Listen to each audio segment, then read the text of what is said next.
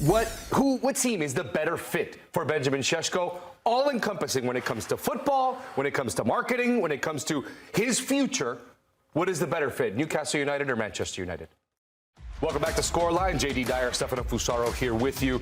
The Benjamin Šeško drama pushes forward. The 22-year-old Slovenian, who scored 13 goals and 5 assists last season, is now seemingly in the middle of that bidding war. According to reports, RB Leipzig have received bids from both Newcastle and Manchester United for the striker, both in excess of $90 million. And the decision will be up to the player. Here are the reports on each of those bids, courtesy of David Ornstein. First, from Newcastle, it says Newcastle United make improved bid to RB Leipzig for Benjamin Šeško, new offer worth at least 80 million euros. After positive talks between the clubs and the 22-year-old striker, nothing agreed, but RB Leipzig currently favor Newcastle. No Manchester United proposal yet, but then, a few minutes later, came the bid from Manchester United. According to David Ornstein, they make an offer to RB Leipzig.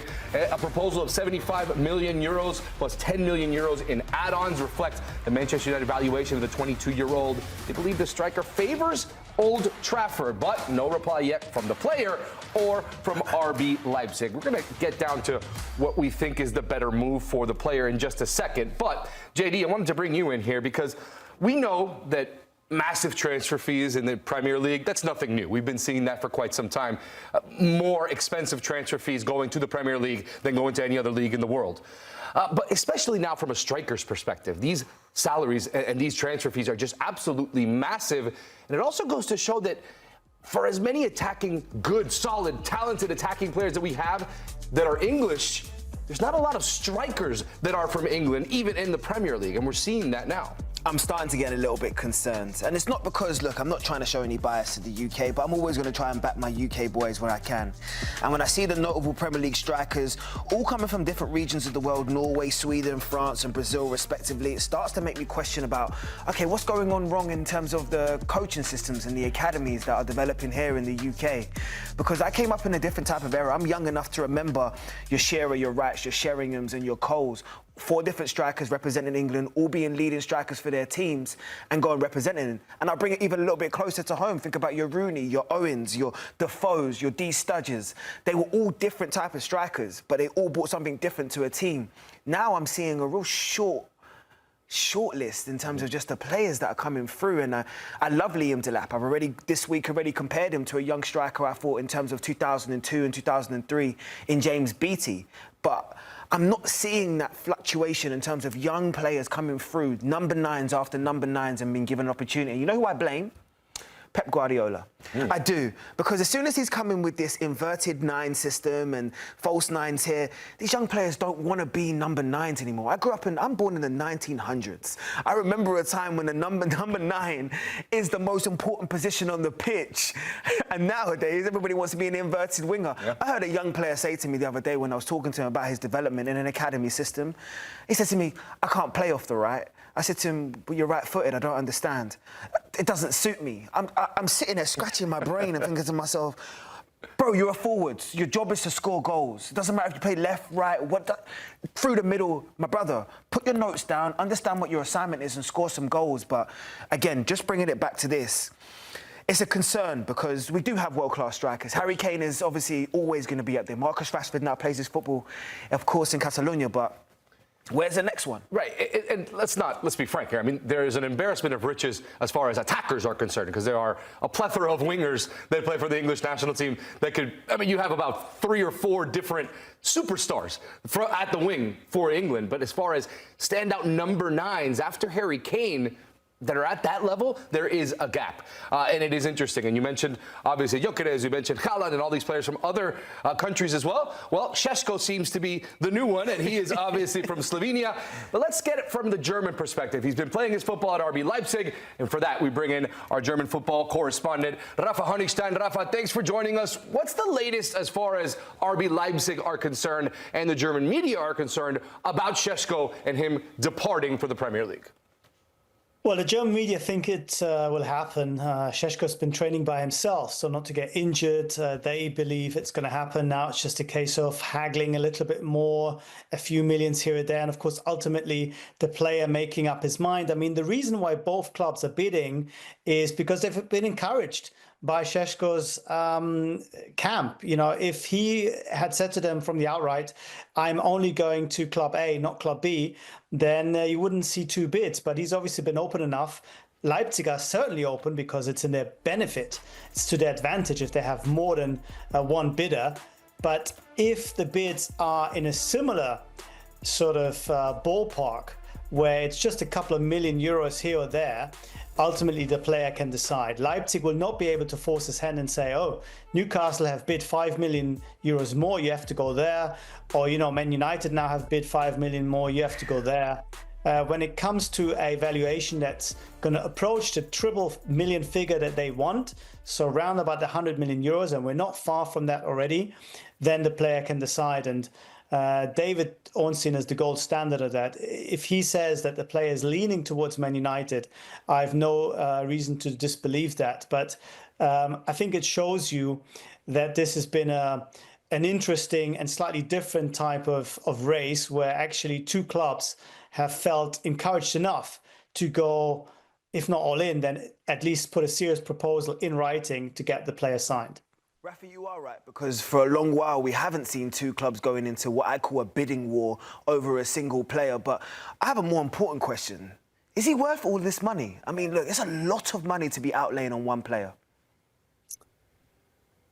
I don't think I can answer that with a clear yes or no. I mean, he's 22.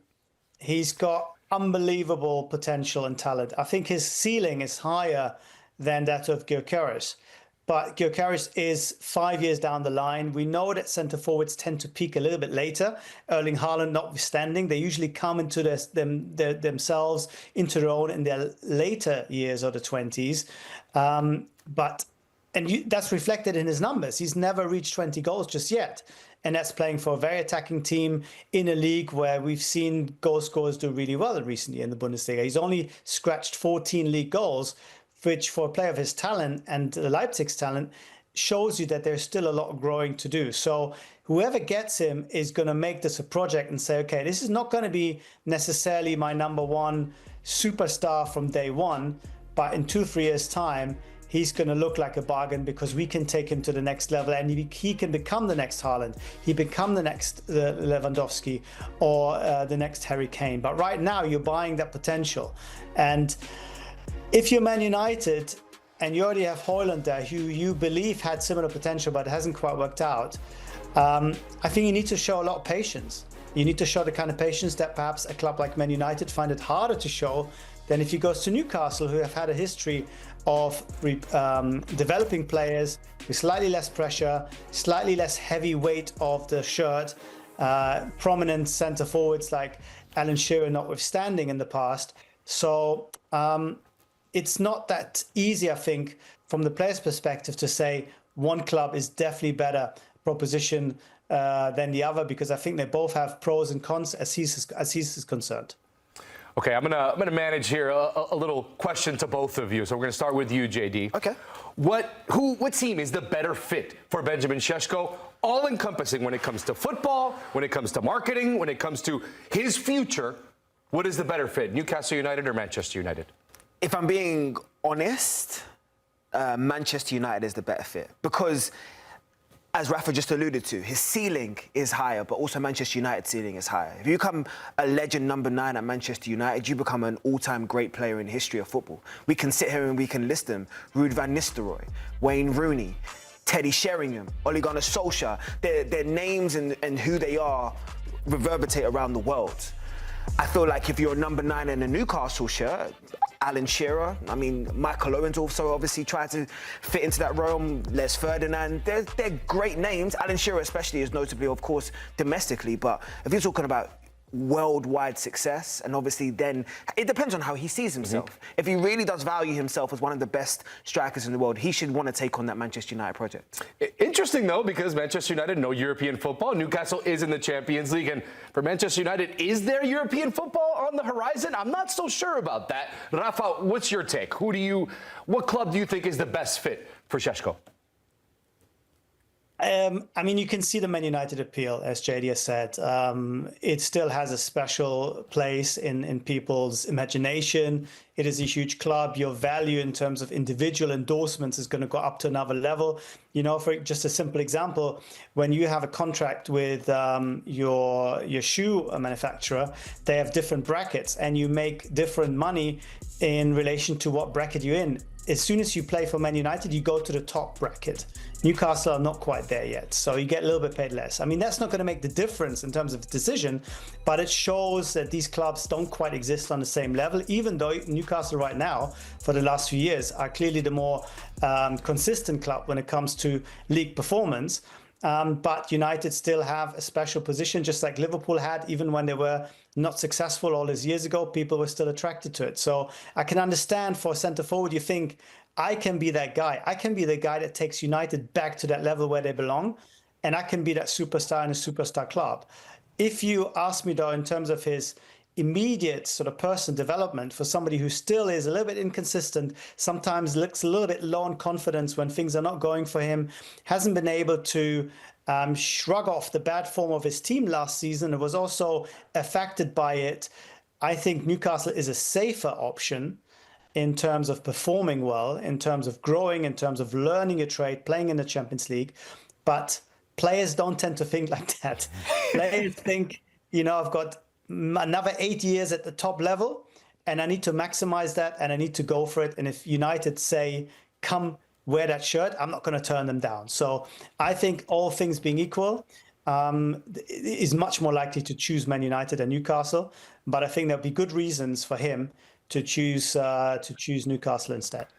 If he does choose Manchester United, I would love to revisit this conversation 3 years down the road to see where Manchester United are, because as far as football is concerned, I feel like Newcastle is still, even with all the drama surrounding the club, I still think they're in a better spot, or at least a more clear spot than where Manchester United are, because we don't know what's going to happen. We don't know if Ruben Amorim will have success in the Premier League. How has had success in the Premier League? It'll be interesting for sure, but the team that is definitely going to win regardless is RB Leipzig. They're winning everywhere. Because they're winning everything. They're just bouncing that price up as much as possible. And for RB Leipzig, they're just licking their chops, waiting to get this done and get their payday. No? Of course. I mean, look, you've got a bidding war over what is now looking at one of the most coveted strikers across Europe. And that's exactly what you want to be in, because accepting both bids only turns around and makes you think to yourself, I need to call the banker right now and just say to him, just open up the checkbook just in case, because there's going to be a massive deposit really soon into my bank balance, and we're going to change in terms of the fortune of this club. And this is what you want as a club, as a developing club in Europe. We've seen it with a lot of different clubs in terms of Dortmund being one historically, but Leipzig recently, the production of players, the players that have come through that system, and of course, they come in low and then they get sold high. And Benjamin Šeško now is in that fold, and I love what Rafa has been alluding to, the inconsistency in terms of in his play, but how good does he think he can be? 22 years old is the perfect time to make that decision. Am I going to be one of the world's best, or am I going to be one of those players that came to the Premier League and had a good time? And it really does come down to his dedication now. Rafa, last one for you. How do Leipzig replace Šeško when he's gone? Obviously, they're getting all of these funds, maybe being able to replace him and also fill some other needs at other positions. But what are their main targets to replace Šeško when he is gone? Yeah, so the important thing to understand first is that Leipzig have already spent close to 90 million euros in the transfer market. So if they can recoup that in one big swoop, that would, of course, make their life a lot easier. And they're trying to play a different system. They're trying to play more like a Liverpool system with 4-3-3, so they need wingers. They bought a couple of young ones. And Luis Openda, who's the Belgium striker, of course, he could play in that sole number 9 role if they do sell, but they're also having their eye on a couple of other players. There's a player called Romelu at Godstepe in Brazil. In Turkey. He's Brazilian.